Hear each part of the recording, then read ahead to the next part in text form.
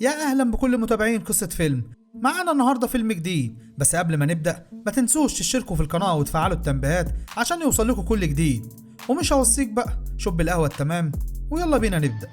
فيلمنا النهارده بيبدأ مع إد وهي راكبة عربيتها مع بنتها فانيا، وبيسمعوا في الراديو أخبار الحرب اللي مستمرة بقالها كتير وناس كتيرة ماتوا بسببها، وفجأة بيسمعوا صوت ضرب نار بيقرب عليهم، فبتخاف إد على بنتها وبتقول لها تنزل تحت الكرسي وتستخبى، لكن فجأة بتلاقي جنود معاهم أسلحة وبيكسروا الإزاز بتاع العربية وبيفتحوها وبياخدوا إد وفانيا بعيد عن بعض. ومن ساعتها إد مش بتشوف فانيا خالص، وبيعدي بعدها وقت وبنعرف إن إد اتطوعت في الجيش وبتكون دلوقتي في واحد من مخيمات الجيش، وبيجي لها ملازم وبيقول لها إنه تم اختيارها بالاسم عشان تشارك في مهمة، والقيادة طالبين يقعدوا معاها، وبياخدها معاه في العربية وبيفضلوا ماشيين لحد ما الملازم بيقف في نص الطريق وبيقول لها إنه نازل يجيب حاجة وراجع تاني، وبيحذرها إنها تخرج من العربية، لكنها مش بتسمع الكلام وبتنزل من العربية، وبتتفاجئ بناس من أهل المدينة جايين عليها عايزين يسرقوها وياخدوا منها العربية لأنهم جعانين ومش لاقيين ياكلوا، لكن إد بتقدر تتعامل معاهم وبتضرب نار عليهم وبتقتلهم وبتاخد العربية وبتهرب. وفي الطريق بيوقفها كمين تابع للجيش وبيسألها هي بتعمل هنا إيه، فبتقول لهم إنها جايه لها استدعاء من العقيد ريد، والظابط بيشوف التصريح اللي معاها وبيسمح لها إنها تكمل طريقها. وبعد شوية بتوصل إد مقر القيادة وبتتعرف على الجندي مالك والجندي جرانفيك، وبيجي مجند تالت اسمه كريمي، والأربعة بيفضلوا يسألوا بعض هما بيعملوا هنا إيه وإيه المهمة بالظبط، لحد لما بتيجي النقيب فورسبير وبتقول لهم إن العقيد ريد مستنيكم، وبيدخلوا فعلا للعقيد وبيقول لهم إن العدو بيقرب منهم كل يوم أكتر من اليوم اللي قبله، وفي خطر بإنهم يوصلوا للقاعدة بتاعتهم، وبيقول لهم علشان كده مهمتكم هتكون إنكم تنقلوا عبوتين مهمين جدا لقاعدة البحوث اللي في أودو، والسبب في كده إن الجليد خفيف جدا هناك وهيكون صعب إن المركبات أو العربيات تتحرك عليها، وعلشان كده اخترناكم تروحوا على رجليكم، وبسبب كده سمينا المهمة دي بلاك راب علشان هتكونوا زي الكابوريا اللي بتتسلل على الشاطئ بالليل من غير ما حد يشوفها. وإيد بتعلق وبتقول له احنا كده هنمشي في التلج 135 كيلو ورا خطوط العدو، فدي تعتبر مهمة انتحارية مش مهمة صعبة، لكن العقيد ريد بيتضايق وبيقول لها ان ده مش امر اختياري وبيأمرهم كلهم ينصرفوا، لكنه بيقول لإيد تستنى وبيقول لها ان بنتها لسه عايشة وبيوريها صورة ليها وبيقول لها انها موجودة في جزيرة أودو، علشان كده لو نجحت في المهمة دي هنسمح ليك انك تشوفيها وتتجمعوا مع بعض تاني. وإيد بتخرج من عنده وهي متحمسة جدا للمهمة علشان هتشوف بنتها، وبتلاقي الجنود اللي معاهم كلهم محبطين خصوصا كريمي، واللي بيعرف ان الوحدة بتاعته 18 اتدمرت بالكامل، فبيقلق على حبيبته اللي كانت موجودة في الوحدة دي، وبيقول انهم كانوا هيتجوزوا قريب، لكن إد بتفضل تحمسه وبتقول لهم ان المهمة مش سهلة بس مش مستحيلة وهم لازم يكونوا قدها، وساعتها كلهم بيستغربوا لانها كانت بتقول عليها عملية انتحارية. في الوقت ده بتيجي النقيب فورسبيرج وبتقول لهم يناموا كويس عشان هيتحركوا الفجر، وفعلا كلهم بيناموا لكنهم بيصحوا على صوت ضرب نار وبيعرفوا ان في هجوم حصل على القاعدة، وبتجري عليهم النقيب فورسبيرج وبتقول لهم يجهزوا علشان هيسيبوا القاعدة ويتحركوا حالا، وفعلا بيجهزوا كلهم وبيبداوا يتحركوا وبيحصل عليهم ضرب نار، لكنهم بيقدروا يستخبوا وبيجروا لحد ما بيقابلهم العقيد ريد، وبيدي النقيب فورسبيرج العبوتين وبيقول لها ان دي مسؤوليتك وانت القائده بتاعت المهمه، وبيقول لهم ان نقيب نيولاند هينضم ليهم، وبيعرفوا ان بعد حوالي 4 كيلو مشي هيكونوا دخلوا ارض العدو ولازم يبقوا حذرين في الخطوه اللي بياخدوها. وفعلا بتبدا الرحله وبيفضلوا ماشيين شويه لحد ما بيتعبوا، فبيقرروا ان هم يقعدوا يرتاحوا، والنقيب فورسبيرج بتقول لجرانفيك يراقب القناصه بتاعته لانهم في مكان مكشوف وممكن القناصه بتاعتهم يقتلوهم بسهوله، لكن فجاه التلج بيتكسر من تحت فورسبيرج وبتقع في الميه وكلهم بيبصوا لبعض وبيقولوا ان الشنطه اللي فيها العبوات معاها، وفي اقل من ثواني بتنط إد وراها وبتلاقيها ماتت، فبتطلع سكينه صغيره وبتقطع الشنطه علشان تعرف تاخدها منها وبتطلع بره الميه، لكن إد بتكون قربت تتجمد بسبب الميه البارده والتلج، فبيحاولوا كلهم يساعدوها ويجيبوا لها حاجه تتدفى بيها، وبياخدوها وبيمشوا لحد لما بيلاقوا بيت على الطريق، فبيدخلوه ويطمنوا ان كل حاجه تمام والبيت امان، ومالك بيقول انهم لازم يلاقوا اي طريقه يولعوا بيها نار لان كده إد هتتجمد وهتموت، وفعلا بيكسر كريمي خشب وبيقدروا ان هم يولعوا نار وبيقربوا إد منها علشان تتدفى. وبعد شويه بيقول مالك ان فورسبيرج كانت هي القائده وبعد موتها المفروض يبقى نيولاند هو القائد مكانها لانه الاعلى رتبه،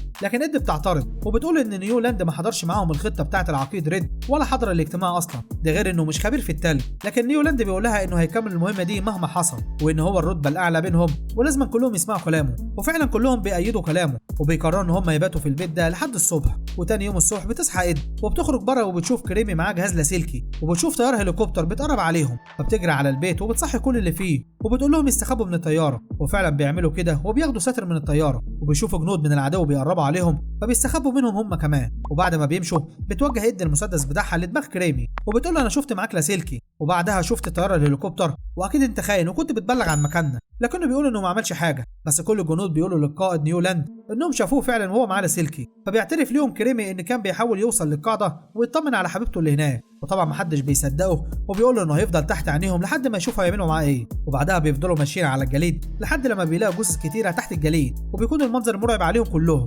وبيتاثروا وبيقولوا ان الحرب عمرها ما جابت غير الخراب. وفجاه بتظهر طياره هليكوبتر، وبيكون المكان اللي هم فيه مكان مكشوف ومفيش حته يستخبوا فيها، فبينبطحوا كلهم عشان ما يبقوش هدف سهل للطياره. وبعدها بيلاقوا مخلفات قديمه وحاجات متكسره، فبتجري ايد وبتستخبى تحتها، وباقي الجنود بيمشوا وراها علشان يستخبوا لحد ما الطياره بتمشي، وبيعرفوا ان هم كده بقى في امان. وبعدها بيكملوا طريقهم في الجليد تاني، وبيفضلوا ماشيين لحد لما بيلاقوا بيت فقير وبيدخلوا يرتاحوا فيه شويه. فعلا بيقتحموا البيت علشان يشوفوا فيه حد ولا لا، وبيلاقوا واحد عجوز ومراته قاعدين، فبيقول لهم ان هم مش جايين يأذوهم ولا حاجه، بس هم هيرتاحوا شويه لحد الصبح وبعدها هيمشوا. والست بترحب بيهم وبتعمل لهم المشروبات وبتحضر لهم الاكل، واثناء ما هم بياكلوا بتكون كل حاجه مستقره، وبتقع المعلقه بتاعت اد على الارض، وبتقول انها هتنزل تجيبها. لكن الراجل العجوز بيقول لها استني هجيبها لك انا، لكن اد بتقول له انها مش عايزه تتعبه، وبتنزل هي وبتتفاجئ برشاش متثبت تحت الترابيزه، واول ما الراجل بيشوفها بيدوس على الزرار وبيفضل يضرب عليهم نار، واد ونيولاند بيقوموا بسرعه وبيضربوا الراجل ومراته بالنار وبيقتلوهم. لكن المشكله ان ضرب النار العشوائي ده قتل كريمي واصاب مالك اصابه خطيره ببطنه. وبعد شويه بيجي اتصال على السلك اللي مع كريمي، ولما بيردوا بيعرفوا انها حبيبته اللي في الوحده اف 28. ونيولاند بيرد عليها وبيقول لها ان الجندي كريمي مش هيعرف يرد عليكي دلوقتي، لكن اللي حصل ده خلاهم كلهم يقولوا لبعض ان كريمي مظلوم، وان فعلا ما كانش خاين وكان بيكلم حبيبته بجد. وبعدها بيخرجوا من البيت اللي هم كانوا فيه وبيفضلوا ماشيين شويه في الجليد، وبسبب اصابه مالك بيقول لنقيب نيولاند انهم لازم يقعدوا في مكان تاني علشان يعالجوه، لان كده ممكن يموت منهم. وبيأمر اد انها تسبقهم علشان تشوف اي مكان ممكن يقعدوا فيه لحد الصبح، وفعلا بتسبق اد وبترجع بعد شويه وبتعرفهم انها لقت سفينه مهجوره، وبيروحوا كلهم على هناك وبيبداوا يعالجوا مالك. لكن الاصابه بتكون قويه وما بيكونوش عارفين ان هم يتعاملوا معاها. وفي الوقت ده بيقوم جرانفيك وبيقول انه عاوز يعرف ايه العبوات اللي كلهم معرضين حياتهم للخطر علشانها، فبيمسك العبوه عشان يفتحها. لكن النقيب نيولاند بيقول له ان دي اسرار عاليه وما ينفعش حد يعرف ايه اللي جواها. بس الملك بيقوم من مكانه وبيساعد جرانفيك وبيفتح العلبه وبيعرفوا ان فيها فيروس، فبيتصدم النقيب نيولاند وبيقول له ان ده فيروس قاتل هيتم تطويره عشان يستخدم كسلاح بيولوجي، وبكده ممكن كلنا نشارك في قتل ابرياء كتير مالهمش ذنب. وفي الوقت ده بتطلع اد على سطح السفينه عشان تستكشف اللي حواليهم،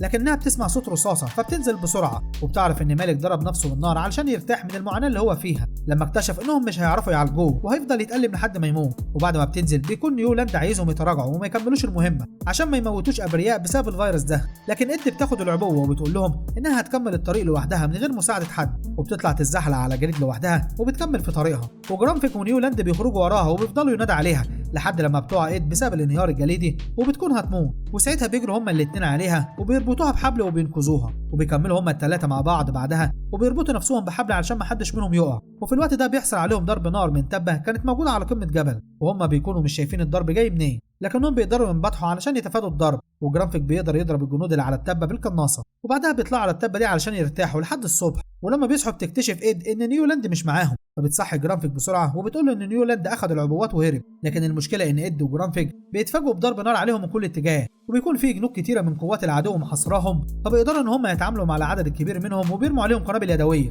لحد ما بتخرج ايد قنبله، وقبل ما بتحدفها بتتفاجئ بجندي من العدو قريب منها وبيضربها بالنار في ايديها، فبتقع القنبله على الارض. وجرانفيك بيقدر انه يقتل الجندي ده وبيجري على القنبله اليدويه علشان يبعدها عنها، لكنها بتنفجر فيه وبيموت. وإد بتقدر انها تنط في اخر لحظه وبتعيش بعجوبه، وبعدها بتقوم وبتكمل طريقها ورا نيولاند لحد لما بتقدر تحصله، وبتنادي عليه اكتر من مره انه يديها العبوات، لكنه بيرفض وبيضرب عليها نار عشان تبعد عنه. فبتستخدم إد القناصه وبتضرب طلقه بتوقع على الارض، وبتجري تاخد منه العبوات وبتقول له انها لازم تكمل الطريق باي شكل. ونيولاند بيفضل يقول لها انها كده هتشارك في قتل ناس كتيره مالهاش ذنب، بس إد مش بتهتم وبتقول له انها مصممه تكمل مهما كانت النتيجه عشان هتشوف بنتها، وبتاخد العبوات وبتمشي. وبعد شويه بتفضل مكمله في طريقها في الجليد، وبتكتشف انها اتصابت في بطنها لما كانت بتشتبك مع العدو، وبتبدا تحس بهلاوس حواليها، وبتشوف ان كل زميلها اللي كانوا معاها في المهمه ظهروا حواليها، وبتقع على الارض وبيغمى عليها. وفجاه بتقوم وبتلاقي نفسها في المستشفى، وبتساله احنا فين، فبيقول لها الشخص اللي قدامها انها على جزيره اودو، وانها وصلت اخيرا وهم لقوها في حاله صعبه، فكان لازم يجيبوها على المستشفى علشان تتعالج.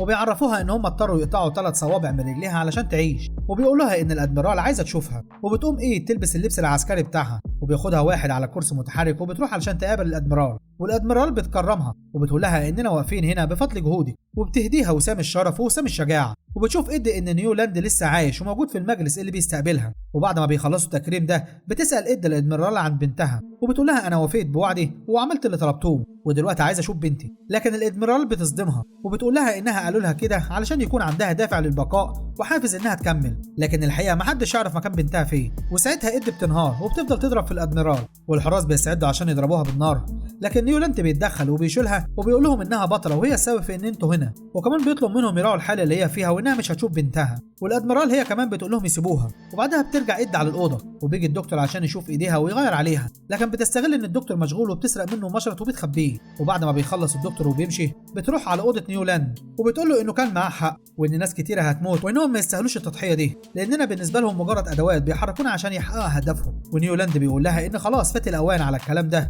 وهم دلوقتي اخدوا الفيروس والدكاتره شغالين عليه، لكن إد بتقول له انهم يقدروا يتصرفوا ويدمروا الفيروس عشان لو في امل صغير ان بنتها لسه عايشه فهي هتتمنى بنتها تعيش في عالم ما فيش فيه فيروسات. فبيسالها نيولاند ممكن نعمل ايه، فبتعرفوا ان هم بيتعاملوا معامله الابطال بعد نجاح المهمه دي، واي تحرك جوه المعسكر هيبقى سهل عليهم. وفعلا نيولاند بيقوم معاها وبيسال جندي على مكان المختبر، ولما الجندي بيرفض بيهدده نيولاند وبيقول له انا نقيب ولازم تطيع الاوامر. والجندي بيوصله لحد المختبر، وهناك بيكون في 2 حراس على الباب وبيطلبوا من نيولاند تصريح الدخول، لكن نيولاند بيقول له احنا اللي نفذنا المهمه وجبنا الفيروس لحد هنا، لكن الجندي بيكون مصمم وبيقول له انه هيبلغ عنه. وساعتها بيخرج إيد المشرط وبيقتل واحد من الحراس، والحارس الثاني بيضرب نار على نيولاند لكنه بيتفاداها، وإيد بيساعده وبيقدروا ان هم يقتلوا الحارس الثاني وبياخدوا منهم الاسلحه بتاعتهم وبيدخلوا جوه المختبر. وهناك بيكون في 2 دكاتره لابسين الماسكات ولبس التعقيم وبتهددهم إد انهم يعرفوها مكان الفيروس، والدكتوره بتكون رافضه لكن إد بتضربها بالنار في ايديها، فبيخاف الدكتور اللي معاها وبيقول لهم انا موافق اوريكم فين مكان الفيروس، وفعلا بياخدهم على الاوضه اللي فيها الفيروس. وإد بتمسك العبوه وبتربط فيها قنبله يدويه وبتقول لنيولاند انها هترمي القنبله بالفيروس وهيكون قدامهم 5 ثواني بس ويهربوا من هنا، لكن الدكتور بيقول لهم انهم كده هيساعدوا الفيروس ينتشر بكل سهوله لما العبوه تتكسر، وبيقول لنيولاند انه ممكن يدوس على زرار الطوارئ ويخرجوا ويدمروا الفيروس عند البحر. وفعلا نيولاند بيعمل كده وبيدوس على الزرار بتاع الطوارئ، وفعلا بيسمعوا في كل المايكات ان في اخلاء للمعمل كله ويروحوا على منطقه الطيارات. ونيولاند بيخلي الدكتور يخلع هدومه علشان ياخدها، وإد بتلبس لبس الدكتوره اللي بره، وبيخرجوا هما الاثنين متنكرين وسط العمال والدكاتره بتوع المعمل لحد لما بيوصلوا عند المكان اللي فيه الطيارات. وساعتها بتخرج الادميرال ومعاها عدد كبير جدا من الحراس وبتطلب من إد انها تسيب القنبله، وإد بتقول لها انها مش هتسيبها وبتعرفها انهم مش هيعرفوا يضربوا نار عليها عشان لو عملوا كده القنبله هتقع من ايديها وهتنفجر، ده غير الفيروس اللي هيبقى موجود في كل حته. وبتفضل إد تتحرك ناحيه البحر وبتدي فرصه لنيولاند انه يرجع ناحيه الطياره علشان يركب مع باقي العمال والجنود، وإد بتفضل تقول لهم ان اللي هيقرب منها هترمي القنبله. والادميرال بتقول لها فكرت بنتك شويه، وإد بتقول لها انها بتعمل كل ده اصلا عشان بنتها. وفجاه بترمي إد نفسها من على الحافه بتاعه المعسكر والقنبله بتنفجر فيها وهي لسه في الهواء، وبكده بتبقى إد دمرت الفيروس وضحت بنفسها. ونيولاند بيكون شايف كل اللي بيحصل ده وهو زعلان جدا على إد. وبكده بيكون فيلمنا خلص النهارده، ومش هوصيك بقى لو اول مره تشوف افلامنا ما تنسوش تشتركوا في القناه وتفعلوا التنبيهات عشان يوصل لكم كل جديد، وما تنسوش تشتركوا في صفحه قصه فيلم على الفيسبوك عشان تتابعونا اول باول. هسيب لكم اللينك بتاعها في الوصف تحت. سلام.